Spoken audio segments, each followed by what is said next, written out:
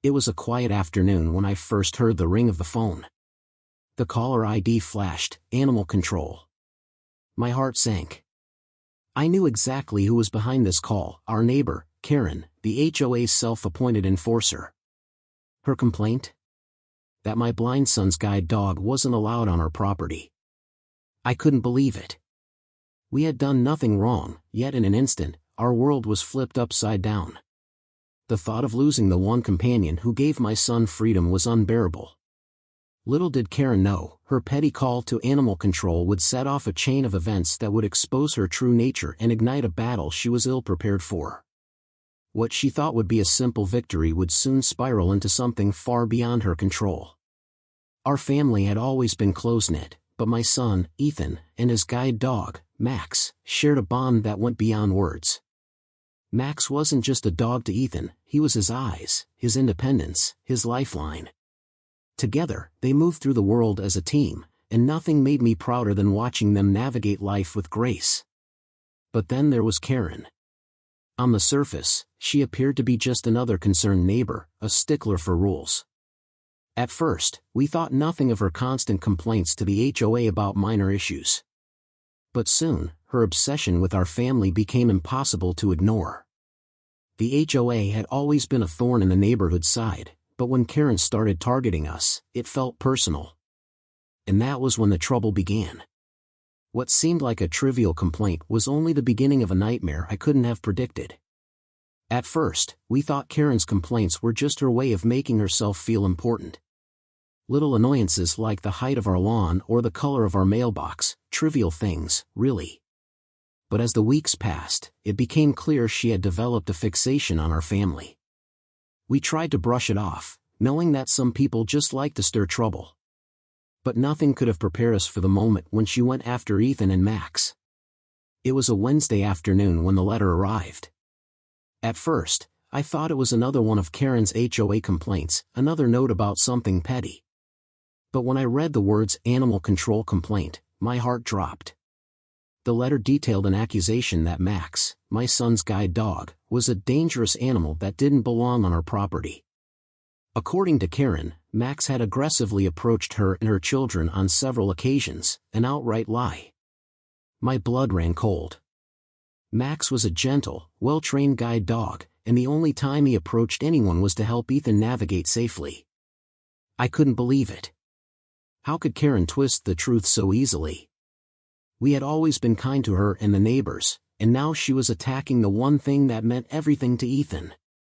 Max wasn't just a dog, he was Ethan's eyes, his confidence, his freedom. Losing him wasn't an option. But now, Animal Control was involved, and that changed everything.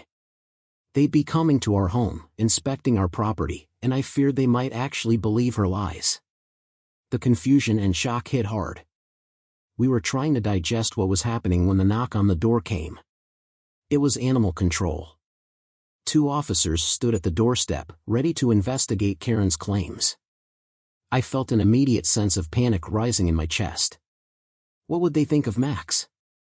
How could we prove that Karen was lying? The fear that they might take Max away from us was suffocating.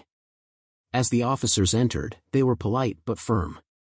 They asked us about Max's behavior, his training, and whether he had ever shown signs of aggression. I could barely get the words out. Ethan stood off to the side, his hands gripping Max's harness, clearly upset. Max, sensing his anxiety, stayed close by his side, his calm demeanor contrasting sharply with the tension that hung in the air. The officers spent what felt like hours inspecting our home and questioning us, and all the while, Karen's accusations loomed over us like a dark cloud. I tried to remain calm, but my mind raced. How had Karen convinced Animal Control that our family, of all people, would allow an aggressive dog near children? Karen's malice was starting to show through more clearly now. It wasn't just about a single complaint, it was about control, about making us feel small, about trying to break us. This wasn't the first time she had meddled in our lives. There had been other complaints, other small battles that we had fought, but this felt different. This was no longer about a few rules, this was about Karen targeting my son's independence, his ability to live freely. but what shocked me the most was the emotional toll it was taking on Ethan. I could see the fear in his eyes, the same fear he had felt when he first lost his sight. Max wasn't just his guide dog, he was his lifeline to the world, and the thought of losing him felt like losing his freedom all over again. Watching Ethan struggle with this was harder than anything else. He didn't deserve this. None of us did. As I looked at Ethan, standing there so vulnerable, it hit me. Karen wasn't just trying to break the rules. She was trying to break my family. And she had no idea how far we were willing to go to protect each other. This battle had just begun, and Karen was about to learn that she had underestimated us in ways she couldn't yet understand. The tension in the house was palpable as animal control conducted their investigation. Every step the officers took seemed to amplify the gnawing anxiety inside me. My son, Ethan, stood silently by Max's side, clutching his harness with white-knuckled fingers. Max, ever the calm companion, rested his head on Ethan's knee, sensing the unease in the room. But even Max couldn't erase the fear creeping in. The officers were thorough, too thorough, and I couldn't help but wonder if Karen's lies were taking root in their minds. One of the officers knelt down to examine Max more closely. He ran his hands along Max's fur, checking for signs of aggression or any behavior that might validate Karen's claims. The silence was suffocating. Ethan, already struggling with his emotions, could hardly meet the officer's gaze. I saw his eyes flicker nervously between the officer's hands and Max's calm face, his fingers twitching slightly as if to reassure himself that everything was fine. "Does he ever growl at people?" the officer asked, looking up at us. "No," I replied quickly, perhaps too quickly. "He's never shown any aggression. He's a guide dog, trained to help." But the officer wasn't convinced. He repeated his questions, each one more probing than the last. I could see Ethan's grip on Max tightening. His dog, his only source of independence, was being scrutinized like an object under a microscope. My son's vulnerability hit me harder than I could have imagined. He was already dealing with the loss of his sight, and now he had to face the possibility of losing the one thing that allowed him to navigate the world. "Is it possible that the dog could have been perceived as threatening?" the officer asked. I froze, my heart sinking. This wasn't about Max. This was about Karen's words being planted in their minds. My son's entire world was being questioned, his ability to live independently, his trust in the animal that guided him, all of it was at stake. The sound of a car pulling up outside broke the tension in the room. It was our neighbor, Mrs. Jenkins, a sweet woman who had witnessed Karen's growing hostility toward us. She had always been kind to Ethan and Max, and over the years, I had come to rely on her support. Mrs. Jenkins stepped into the room, her face full of concern. "I heard about what's going on," she said, her voice steady but filled with sympathy. "And I won't stand by while Karen spreads lies." She turned to the officers, who were still questioning Ethan. "I've seen that dog with Ethan more times than I can count. Max is gentle and well-trained. He's never hurt anyone, and I know that for a fact." The officers seemed to take a moment to digest her words. Mrs. Jenkins wasn't the only one who had witnessed Karen's vendetta against us. Slowly, one by one, a few other neighbors began to speak up. They had seen Karen's constant complaints, her obsession with finding fault in everything we did. The truth was starting to surface. This wasn't about protecting anyone. It was about Karen's personal vendetta against our family. The officers exchanged looks, and I saw the shift in their demeanor. Slowly, they began to back off from their rigorous questioning. One officer stood up, giving Max one last pat on the head before turning to me. "We'll wrap this up. We've spoken to the neighbors, and it seems there's been a misunderstanding." I let out a breath I didn't realize I was holding. It wasn't over yet, but we had won this round. However, my eyes moved to Ethan, still standing silently, his face pale. The fear hadn't left his eyes. Max, sensing his unease, nudged him gently, his tail wagging slightly, offering the reassurance Ethan desperately needed. But I knew this wasn't the end. Karen had shown her true colors, and if we let her win this time, she would only find another way to tear us apart. The fear for Max's future hadn't completely dissipated, but for now, we had our victory. The fight, however, was far from over. Just as I thought we were at the mercy of Karen's lies, something unexpected happened. The officer who had been questioning us suddenly stood up, his expression changing. There was a phone call, a moment of uncertainty that seemed to drag on forever. As he spoke with someone on the other end, the tension in the room thickened. I couldn't quite make out the words, but I saw the officer's face shift.